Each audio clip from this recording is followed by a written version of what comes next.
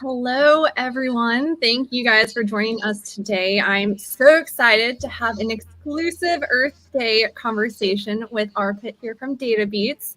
And today we're going to talk about these 4 steps to actually cultivating data growth and sustainability within your organization. So yes, there will be an Earth Day theme. And yes, this is really a great kind of analogy for what we'll be talking about today, because data growth and sustainability is tricky, especially when trying to drive change within an organization. So we're going to talk about what that looks like and how to implement that within your organization. So quick introduction. Hi, I'm Michelle Nieberding, the Director of Product Marketing at MetaRouter. Of course, joined here today with Arpit. So Arpit, if you'd like to do a quick introduction. Hi, I'm Arpit. I'm the founder of DataBeats, which is essentially the final destination for honest, accessible data content for business leaders and growth practitioners. So yeah. Yeah, and if you didn't see today, he just set out a new piece of content about linear versus dynamic data-driven campaigns. So worth checking out for sure. Yep. So let's talk a little bit about why we're here. What the heck does data have to do with Earth Day, right? Maybe a question we're all asking ourselves. Well, let's take a step back and think about it, right? We'll start with data sustainability. Now, data sustainability is really this idea that you don't want to collect data that you don't need unnecessarily, right? Just as you would with collecting anything unnecessarily. This is how hoarders are made, right? Things like that. So this idea of data sustainability talks about only collecting data that you need. Of course, this impacts things like storage costs and processing costs, but of course, doesn't just apply to data collection, right, Arpit? I mean, when we think about data sustainability, it goes beyond just the data itself. Would love to hear your thoughts on what this means to you. Yeah. I mean, like you said, it's very important to not collect data that's not needed because every piece of data has a cost attached to it, not just collection cost, but storage cost, maintenance cost, and as you have bigger data sets, everything becomes more complicated and in the long run less sustainable. But then besides the fact that you shouldn't collect too much data, which is the obvious thing to say, I think data sustainability is also you know about teams being sustainable. When an organization tries to collect too much data from all the sources, there's a lot of pressure on teams. And it also slows things down because data teams are busy collecting data, maintaining infrastructure, and then growth teams, product teams constantly have requests for data, for dashboards, for data to be made available in different destinations. And when there's too much data, then everything does slow down. So I think it's also about sustain. I would say, yeah, sustainable teams and also sustainable projects. When a project depends on too much data from too many sources, then I think projects also stall. They don't really sustain. So I think if we think about data sustainability, we should think about it holistically. Obviously, don't collect data that you don't need, but also focus on making your projects and teams more sustainable. That's what I would do. Focus on small projects, right? I think we'll talk about that in a bit. Absolutely, yeah. So I think when we're thinking about, of course, sustainability, of course, there's cost, there's responsibility, but it applies to data, to teams, to projects. So really important to think about when you're setting up your different data practices, right?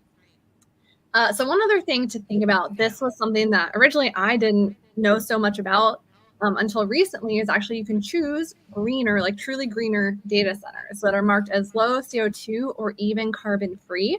And I say this because I do believe that actions speak louder than words. And so one thing that we are really proud of here at MetaRouter is we use Central One, which is one of the low carbon or lowest carbon Google Cloud Nice. pieces as possible. So kind of, yeah, there you go. Shameless plug, but something important I think to think about. Very important. I think it's really important for businesses, especially larger organizations that cannot do without a lot of data and um, compute and stuff. They really should. Even like when they think about AI workflows, they really need to think about the impact of whatever they're doing with AI on the environment. I think it's really important. That you know I, I think responsible organizations will have this built into their workflows, right? They won't just look at the cost of the models or cost of the tools, but also the impact on on um, on the environment. So yeah. I love it. Yeah, things you don't necessarily think about, but it's good to take the time to really be mindful and think about how this impacts the environment. Because again, data does not always come to mind when you think Earth Day. So important to have that conversation and really think about it when you're building your data practices responsibly. So I love that.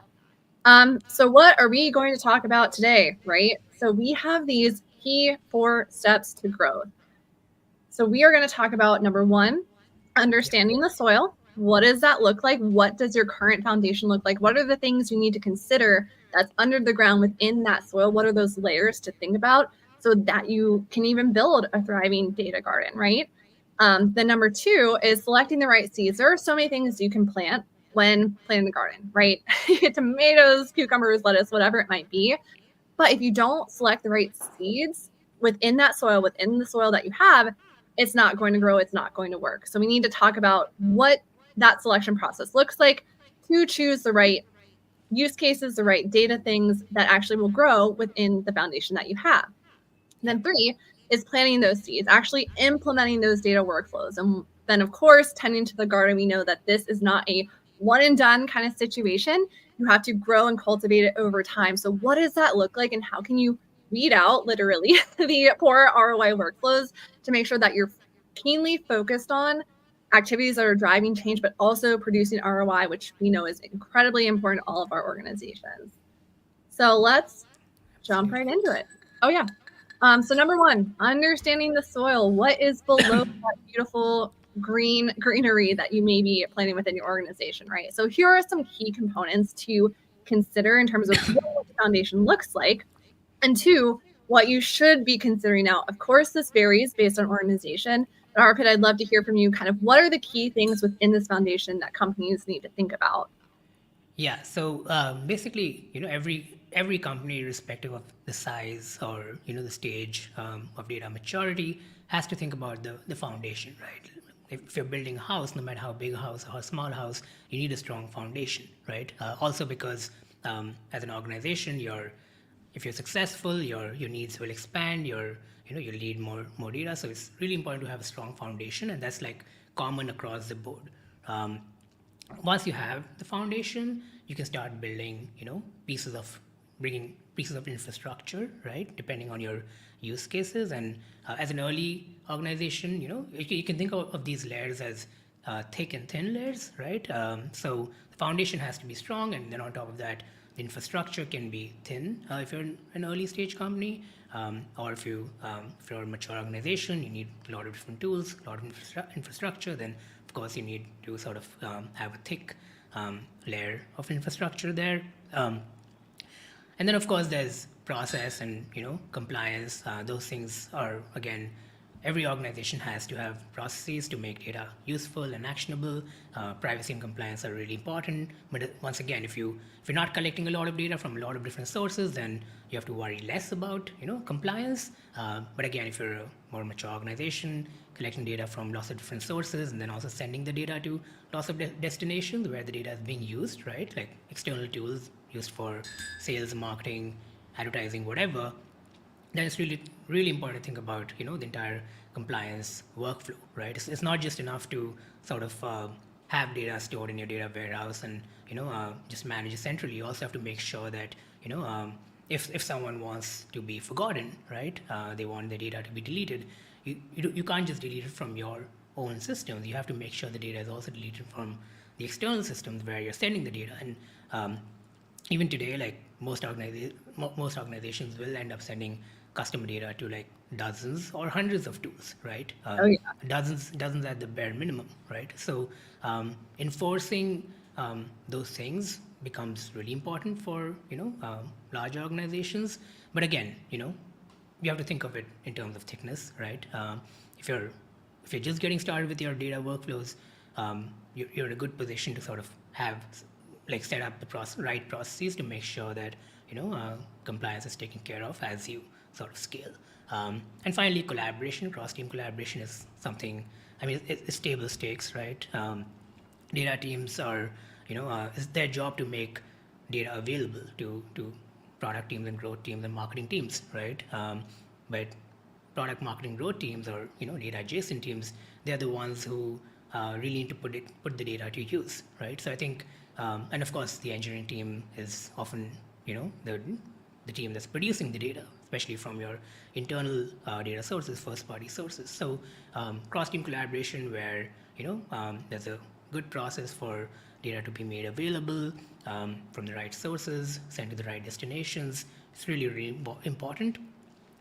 Once again, at a small organization, you might have, like, let's say, the same person doing engineering and some data running data workflows. In that case, it's still easier. But as you grow, you will need a process for different teams to sort of come together and make sure that there's no data redundancy, that data is actually being used, that the quality is being maintained, all of these different pieces. So this analogy is really smart, I think. Yeah, I think, yeah, that's it. Yeah. And I think what I love about what you're saying is two things. One, right, it depends on where you are, the amount of data you're collecting, how big you are, for how thick each of these layers are or thin. But I think to your point as well, is like they're all important. It's just a matter of how do you prioritize so that you can build that foundation, and at that cross team collaboration level, that you have some visibility and transparency into what is happening, right? Like you want each team to understand what those layers look like, what the foundation is, so that you can kind of build this together. So I think that's a really important thing to call out as well. Yeah, and all the teams should understand the process. They should Yes. know what the process looks like. How, if someone wants to add a new piece of infrastructure, there needs to be a process for that. If someone wants to tack on a data quality solution, there needs to be a process for that. As you're adding new data sources, there needs to be a process for that. There needs to be a lot of documentation, and it can only happen when different teams come together. Data teams cannot manage all of this if they're working in a silo. Sure. And I think the one thing I would add that's a really good point as well, because it's the more people you have, and if you throw tech at each of these layers, like that can become more confusing, right? So if you have, say, a single tool that can help at each level, that helps tremendously too. You're centralized, the teams know what's going on, they know the tool, hopefully a single tool that's being used for this. And so they can all align on what that looks like versus, different teams working in different tools, and then the chaos happens, right? That's when weeds grow and problems happen. So I think that's a really important point to call out, not just that communication and alignment, but also understanding the tooling that is in place Yeah, to hopefully help work with all of these layers. very important. So when we're thinking about assessing what your foundation looks like, you might be thinking like, where do I get started? How do I see what is underneath what we're working on? Of course, working backwards, like knowing what you want to plant or the use cases you want to use is really the first start to then go deeper, right? And understand what those layers look like. So there's a couple different ways you can do this. One thing I would absolutely recommend to everyone here is do start with a third-party tag audit. So think about the data you're collecting and how you're collecting it and where that data is being routed. Because again, you need to know what those streams look like before you do anything, because you need to know what data is going where.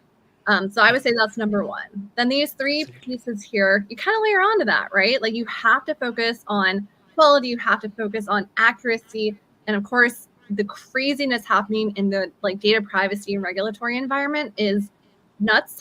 So you need to make sure you're ahead of that as well. Like where do you fall in terms of one, like Arpit said, what kind of thickness do you need that compliance layer to be? How many sources are you collecting from and how many destinations is that going to? But also you need something in place that can make sure that you are staying compliant, because that will only get more complex, right? So when you're thinking about these toolings, when you look at what your data foundation looks like and what you need to do to make sure that everything is flowing the right way to build a good garden, right? You need to think about like future proofing, right? Like what Yeah, is the future going to look like, and what do you need to have in place now that can grow with you as your garden gets bigger, as you find more things to plant, etc. So yeah. something to think about for I that love this one. analogy. Oh It's really clever. yeah. We like to have fun with it, right? You got to have a little bit of fun. Absolutely. um so that's, look at the soil, understand the soil. What does your foundation look like? What do you need to put in place to make sure you have a strong foundation to plant what you want to plant, right? So the next piece here is selecting the right seeds. Now we talked about all of the things that can go into this, right? There's almost limitless things that you could be planting, but I'm based in Virginia. I'm not going to plant a palm tree because it's not going to grow well, right? As much as I would love a palm tree, it's just not the right environment. And you have to think that too when you're thinking about the based on your foundation, what it is now and where you want to go. What are those right use cases that you can plant that are going to be effective, right? You don't want to just throw seeds in the ground and hope that they grow. You want to be very mindful about what is going to produce the best results. So, Arpit, I'd love to get your thoughts on what this kind of selecting the right seeds and finding the right use cases looks like in your world. Yeah, so one thing that comes to mind is that companies really need to look at things from their internal context and not just try to mimic what has worked for other companies. A lot of people, there's a lot of great content about how Netflix scaled their data teams, and how Airbnb does data really well. It's great to learn about how these companies have succeeded with data, but um, ultimately you have to look at the resources that you have, the tools and the talent that you have available, and then of course whatever you're trying to achieve. And that's where I think this mindset of focusing on small projects is really useful, because if you try to, like, again, prioritize large complex projects, then it'll always be difficult to derive ROI from those projects. And it's unlikely that those projects will really sort of make a meaningful difference, right? So irrespective of how big or how small your data team is and how much data you collect, I think it's really important to focus on use cases that you think will move the needle for you, based on the context that you have about your product and your customers and your market. So defining objectives for every use case or project, I would say, think of everything as a little project with a clear, clearly defined goal, and some timelines. And then of course, if you have like a bunch of projects, you have to prioritize them. You can't sort of implement them all at once. Getting stakeholder buy-in is always important, especially when there are competing projects.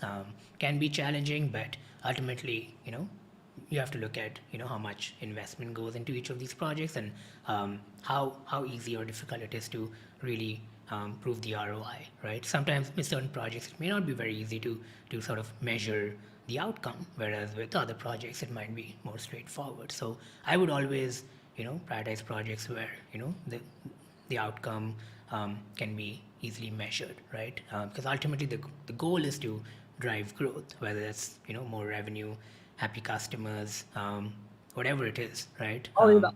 Data should be used to drive growth, Yeah. which is what I refer to as data powered growth.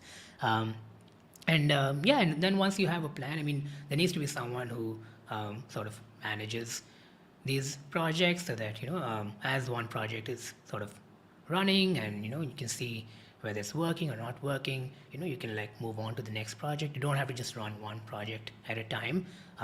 So it could be like really small things. It could be if you already have a lot of data and a lot of data sources, cleaning all your making sure that you're getting data from the right sources, cleaning up redundant data sources could be a project in itself, which will ultimately improve data quality. Or it could be messaging, right? If you want to use data to drive data powered messaging, instead of linear messaging, which is what you referred to earlier. So each of these things is a project which is not, I would say, like none of this is straightforward or easy.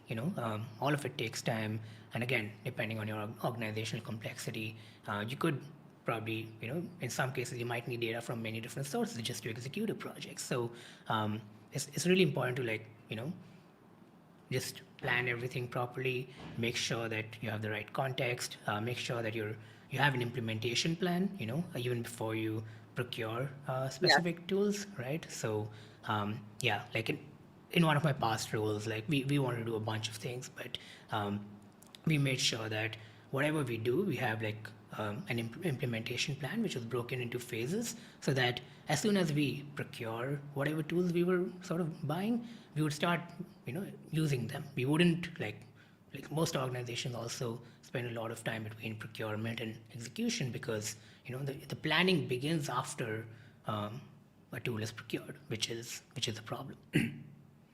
I mean, so many good things to unpack here. It's funny almost because it takes me back to some personal experience. So I think that idea of one, starting small and being very focused and knowing what you're going to measure and knowing how you're going to implement it, who's going to own that before anything is really, really important. I know we hear a lot of times people go all in on like a big tech project, something that's, sexy in the market, whatever it might be. But then Yeah. either between implementation or like adoption of that tool fails, or they don't see the return that they want because they started maybe too big or without knowing specifically what they wanted to measure and using that tooling. So I think about myself and going to the garden store. Like I had one moment in my life that I was like, I'm going to be a plant person, right? I'm going to grow the most awesome, best plants, et cetera. So go to the garden store, buy, I don't know, it was probably 5 or 6 plants. Brought them home within the first month or so, probably half of them died. I did not have a plan. I did not have a clear idea of how I was going to take care of it, or what plants I was going to buy, or where I was going to put it, what needed sunlight, what needed shade, right? All of these things that I didn't think about. I was just like, I want plants. Here we are. And I say that because it is, of course, back to the analogy, but it's very true. Like, you don't want to throw tooling at something without a clear idea of how you're going to use it, how you're going to implement it, what results you're trying to drive for the organization. Yeah, So, yeah, and you mentioned ownership. I think yeah, that's something I forgot to mention, but it's really really important for someone, or a couple of people or small team to own each of these projects. When there is a lack of ownership, then things go haywire always. So yeah. it's really important for someone to own each project and document what's working, what's not working, because ultimately everything is an experiment, right? So you have to think of every data project as an experiment, because there's no guarantee that it will work, and even if it works, there's no guarantee that it'll scale. So yeah. So true. And so I think that really leads us to our next piece part here. So we understand the foundation, you know what the soil looks like. You've chosen the seeds or the use cases you want to implement. You have that stakeholder buy-in. Now you want to start actually planting the seeds and executing it. So we talked about kind of small projects and how to get the most out of those projects and being really pointed. But when you think about planting the seeds for each of those, flowers, those plants, if you will, are. But what do you think you need to think about when you're actually going through the execution phase? Yeah, I mean, once you have a clearly defined use case, or you have a bunch of questions that you're trying to answer, you basically there's a simple three-step process. You need to figure out what data is needed, to either answer a question or or run an experiment. As you try to figure that out, you'll also understand where the data originates, because the data might originate in an internal data source, a first party data source, or it could come from an external data source like a third party SaaS tool. So knowing where the data originates is really important, even if it's originating within your product. Part of that product could be powered by a third party API or solution or whatever tools. So knowing where the data originates is really, really important once you know what data you need. And finally, where the data needs to be sent, where will it be consumed, what the destination is. And in a lot of cases, and especially in marketing and growth cases, the data needs to be sent to multiple destinations, right? Whether they're email tools or experimentation tools or advertising tools. So you need to like know these things before, again, the implementation begins, because if you have these things clearly identified and ideally even documented, then implementation for data teams, and if the engineering team is involved, then for them becomes really easy. I think one of the things that often sort of fails is that teams somehow take it for granted that well, the data team will just know, they'll know where this data originates, and they'll know where it needs to be sent. We just need to tell them, hey, this is the use case. And they might, it depends on how much they understand your business or whatever. But as a growth professional, or a marketing professional, I think it can be a huge advantage if you sort of know this stuff and understand this stuff, because you will ultimately expedite the process. And even when like someone from the team, like say the data team member leaves and a new team member comes in, it'll be so easy to sort of get them up to speed if you already have this understanding. And it's really not that complicated, so yeah.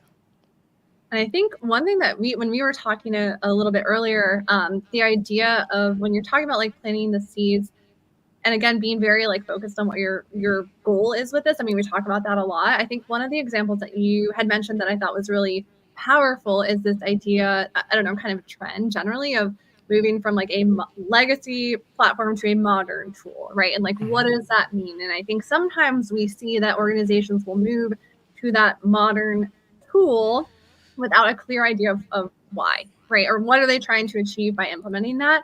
And I say that because I think that's a great example when you think about these things and how they apply. Like, don't just move tooling just to move tooling. I mean, in some cases, there, maybe UI is better or like the integrations are better, whatever it might be. But unless you know how that data is going to be used in that tool and what you're actually using it for, so you can measure and report back and then get those like milestone steps, right? Like, what do I want to plant first? And let me see that grow. And how does it grow? And what do we need to tweak to make sure it's growing better, right? Then apply that to the next plant, and so on. So I think that when you're thinking about maybe bigger tech investments, like a modern tool versus legacy, is really important to think about in this process as well. Yeah, yeah, absolutely. I mean, I'm a tooling junkie, and I love trying new tools. And I've in the past, I mean, I've often been enamored by newer tools, and I'm like, okay, if I switch to this tool, then things will get better. But having done that, a few times, I think I now have a very firm but unpopular opinion that it doesn't make sense to switch from a legacy to a modern tool just for the sake of switching. And frankly, like, people love this kind of work because frankly it's not really actual work. Switching from tool A to tool B is not really work. It's not really going to move the needle. In fact, it is going to slow you down, because there's a new tool and people need to know how to use it. And there'll be some resistance. Not everyone wants to sort of spend time learning how to use new tools. So um, I think switching tools obviously makes sense in certain cases when you know that there's a very clear outcome. Like if you maybe there's something you're not able to do with your current setup, and with a new system you can do that thing, or you have someone on the team who has used this other tool, and is willing to take responsibility of the ownership and responsibility of switching and making sure that there's ROI. But I think in most cases, it's what people call the shiny object syndrome, right? It's a real You thing. think that just switching to a modern tool, things will get better. A lot of people have this notion that, oh, if we just buy a modern solution, a modern CDP, then all our data problems will be solved, automatically. But that's never the case, right? Someone has to use the tool, whether it's a legacy tool or modern tool. So I don't think it makes sense to like prioritize, um, you know, ripping and replacing tools just for the sake of it. Like I would definitely try to like do as much as possible using the existing infrastructure, existing tooling. There's a lot that can be done, right, with whatever you have in place. And if you're starting from scratch, sure, you have um, the ability, the luxury to explore and get the best of breed solutions together. But if you already have something, I think I'd rather focus on making incremental improvements, right? Fixing data quality issues, better documentation, better processes, better collaboration between teams. Um, those are things that'll actually move the needle. Just switching to a different tool will not. Yeah. And I think that's actually a really good segue into kind of the last piece part here is tending to the garden, right? And I say that because there's a lot that you can do when tending to your garden. You can mow, you can prune, you can water, you can, fertilize, so many different things. And I say that because similar to this kind of tooling aspect is, in my opinion, more tools, more problems, right? The more complexity, the more you have to deal with, the more you have to navigate, the more potential problems there can be. And there's so many options in the world where it's tooling, it's use cases, etc. So when you're thinking about prioritizing, because of course, this is not a one-time thing, right? We talked about it's not one and done. You are constantly evolving, constantly trying to figure out what workflows work, which ones don't, and why, and really optimizing over time. And so when you're thinking about weeding out these low ROI workflows, you need to think about what have you tried, what have you tested, what have you done to tend to the garden, what's working, what's not working, to really Yeah. understand pretty quickly, again, what's working and why. Yeah, Arp, I'd love to hear your thoughts on this. Yeah, I mean, most of these data workflows aren't set and forget in nature, right? You will run something, you need to keep iterating, you need to keep sort of measuring the ROI, the outcome of your efforts, whether that's email marketing or advertising or experimentation, in-app experience, whatever, right? So unless you are now, if you're not really measuring the outcome, if you're I would say if your KPI is just to sort of implement projects, then well, you will always struggle to weed out low ROI workflows, but because you wouldn't really know which workflows are low ROI. So if we stick to the process that we talked about earlier, where everything has to have a measurable outcome, and you need to keep you need to have a process to measure it. It's usually additional work. It's not always straightforward. It's rarely straightforward, in fact. So I would again prioritize, whatever workflows I'm implementing. I'm able to see how it's impacting the customer journey. If it's actually improving, just doing personalization for the sake of personalization is not enough, right? Just delivering recommendations is not enough. You have to actually see if that's improving the customer journey, if it's getting more people to buy, right? Just doing email marketing is not enough. Sometimes your emails can actually have a negative impact on activation, on conversion, and things like that. So measuring all of that is really important, and if you do, then you'll be able to know which workflows are low ROI, and then you can easily sort of weed them out and focus on the next one. I think it is a continuous process, right? Even data collection is a continuous process. It's not a one-time thing. So I think if organizations can sort of embrace this mindset that we need to like make incremental improvements and execute small projects, then I think we'll be much better off as an industry altogether. I would agree with that. And I think another good segue into what actually makes a good workflow, or what is an example of a good workflow. I know we're really seeing this massive push to going server side, but there is something to it, right? I know we talked a little bit about this. So what would you say is an example of a good workflow? Yeah, I mean, this is obviously a great example, right? Like server-side data collection is inherently more reliable than client-side, right? And if you have more reliable data, then the likelihood of personalization and growth and sales is definitely more. So I would definitely categorize that as a good workflow where you know that implementing this will improve something, right? It'll either improve the quality of your data, or improve the like whatever experiments you're trying to run, or it'll just make things faster. Sometimes you want to implement and you want to invest in workflows that expedites the process, right? So this is definitely a good workflow. And if you talk about a bad workflow, I think I'll always talk about why improving, like if you try to sort of invest in a data quality solution like data observability tool, and you try to like you think you have a data quality problem and you buy a product, buy a SaaS tool to sort of identify the problem instead of focusing on the source, right? Like instead of going back to the source and making sure that the data that's coming into your system is actually accurate, is coming from the right sources in the right format. Instead of doing that, if you just think that okay, buying a solution that sort of tells me if something's wrong with my data, or if a pipeline is broken, will fix all problems. I don't think so. I think it's important to, if you have your foundation right, and all of that is great, and then you bring in a data observability solution, that's perfect, right? That's how it should be. But if you don't have the foundation right, and you just bring in a solution, a tool to sort of magically fix these problems, it will not happen. And that is inherently a bad workflow. Similar to what we talked about earlier, right? Like just Yeah. switching from tool A to tool B, unless you have some proof that it'll improve something for you, is inherently a bad workflow.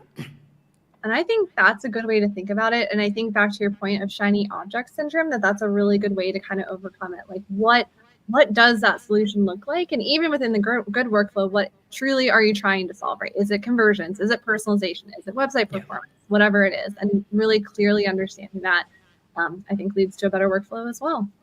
yeah, But to your point of, kind of things to avoid or things to consider when trying to avoid and weed out the bad workflows is, like you mentioned, really fixing the problem at its source. And what does that look like? So at MetaRouter, this is like what we live and breathe. We make sure that your data, your customer data that you're collecting is high quality, is compliant, is secure, is really, really strong. So more and better customer data at that source. So at the point of collection, we do not store any data. We do everything in real time, in transit, but making sure that that data is good, accurate, high quality before it gets to any downstream tooling, right? So before it gets to your CDP, your analytics, your customer engagement platform, whatever it might be, we want to make sure that your water source within MetaRouter, so the data you're collecting, is really pure and good to go before it gets anywhere else.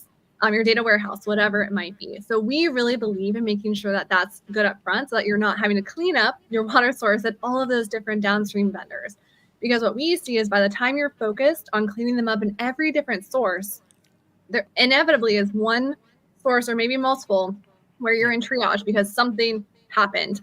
There is some kind of PII that was, shown or something like that. So when you clean up downstream, not only is it more complicated, is it more stressful, is it harder to do, but most of the time you're in triage versus being proactive about making sure that the quality, the source of that data is really good to go. So something to think about when you're thinking about this tooling and making sure that you're keeping that garden growing and tending to the garden as best as possible.